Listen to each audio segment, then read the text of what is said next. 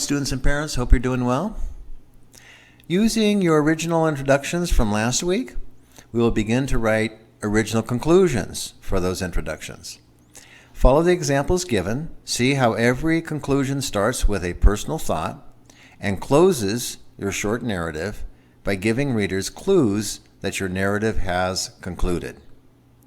Make your own original conclusions based on the examples given. Good luck.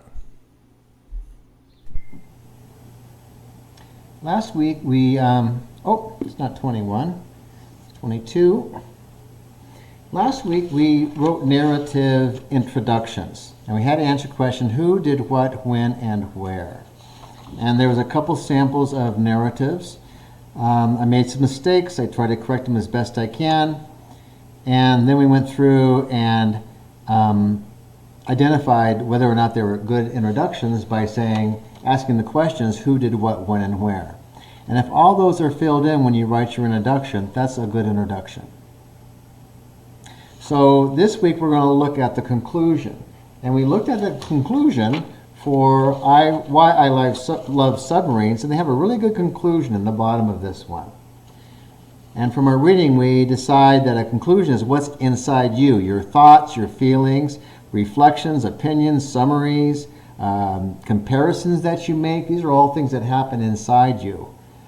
Okay, a lot of times you don't let people know these things. But in writing, it's important that you put it down so your reader will make a connection to you, because everybody has these kinds of things going on in their heads all the time. And you'd be surprised how common it is. And writers put that down so readers can enjoy their reading. So I'm going to use the same samples from the introduction, and then I'm going to put a conclusion. We're going to skip the body part. So we're just going to go from introduction to conclusion. We'll save a space for that, but we'll talk about that next week. So let's just, I'm going to write down my introductions that I had last week, and you can go ahead and think about some introductions that you had last week and write them down.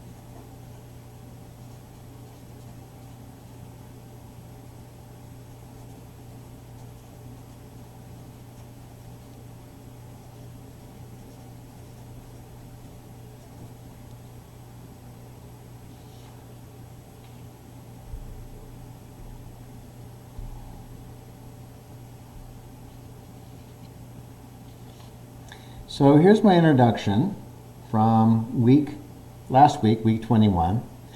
Let's skip the body. Let's go ahead and put that in here as we're going to imagine that we put the rest of the story here.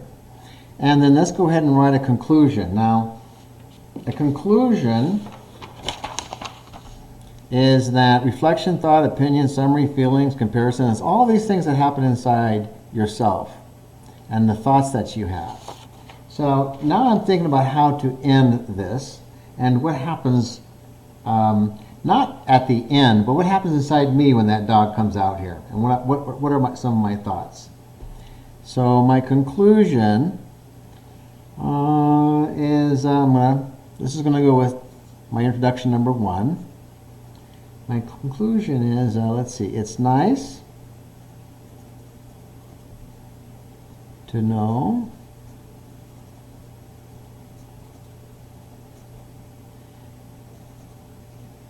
that she's out in the yard.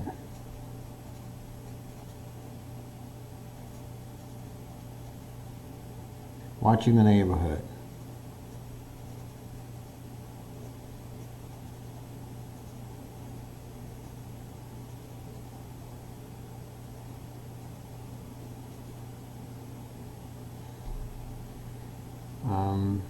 It's easier. Now, I've had dogs before, and having my neighbor's dog is really easy because I don't have to feed her or take care of her. It's easier than having my own dog.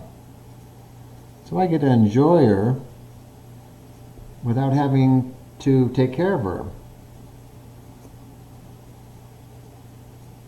Oh, job, dog.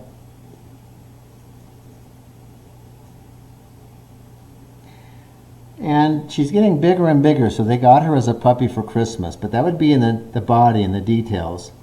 But I'm thinking one day, this is in the future, this is like a future thought. One day, I might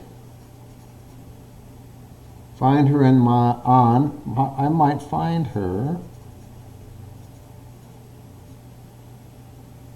on my side of the fence.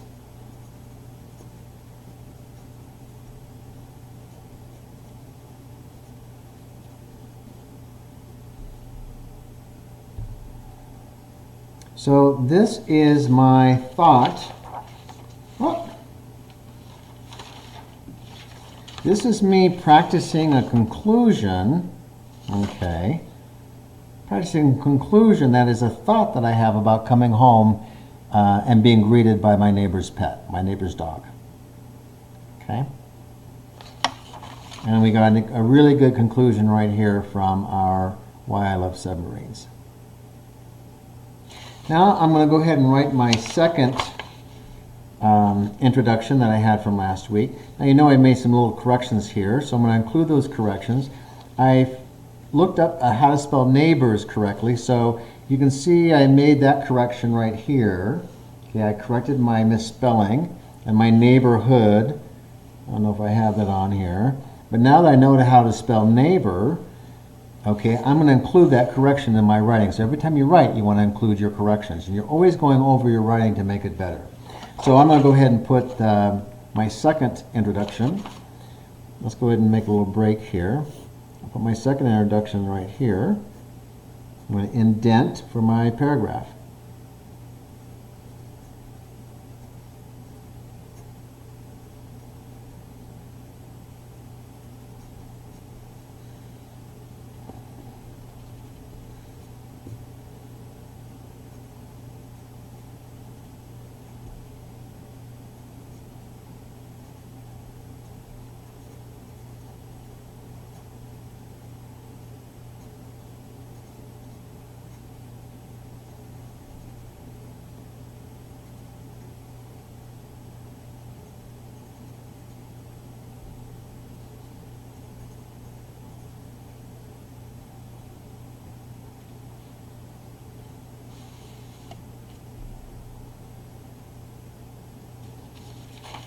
Okay, so there's my paragraph from here, from last week. Saturday I went shopping at JCPenney's to buy some new tennis shoes. And I added this, I went shopping at, did I put that shopping at? Yeah. So I'm going to include that edit in my new writing. So we're going to leave the body alone. And again, this is where details are. Okay, details are in here. We're leaving those alone for now. And I'm going to write a conclusion. I'm going to think about how writing a conclusion might work with this introduction.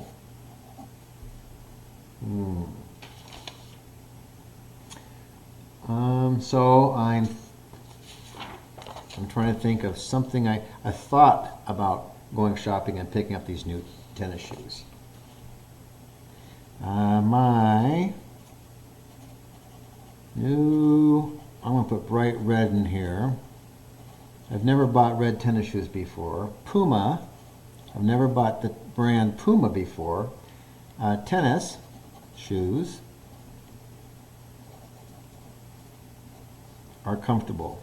And isn't that why we buy shoes sometimes? They feel great. Especially new tennis shoes. And I really, this weekend, I can't wait, because no one's seen them yet.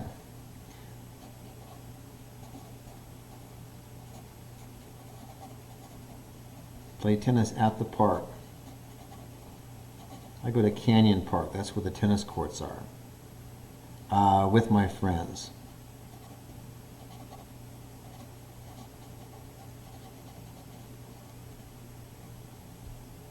And they can check out my new shoes. They can check out my new kicks. Because these things are really bright red.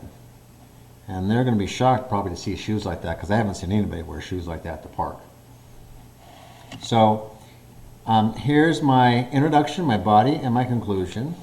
My introduction, my body, and my conclusion for the second paragraph, or the second introductions that I had for last week, the two introductions that I had for last week. And I'm going to ask you to do the same thing. Use these as models.